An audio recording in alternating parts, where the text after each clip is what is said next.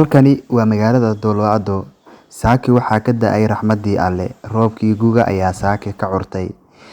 Magaaladani maalmo ka hor waxay ahayd kuleyl. Sidoo kale waxaa jiray abaaro iyo kuleyl ay keentay saameyntii abaarta. Balse saaki waxaa da'ay roob aad loogu diirsaday oo aad loogu farxay.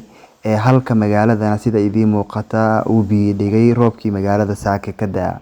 Roobkani oo ah roobkii guga oo ka da'ay deegaanada qaar deegaanada Soomaaliyeed ayaa hadda wuxuu ka da'ay saaka magaalada Doloado.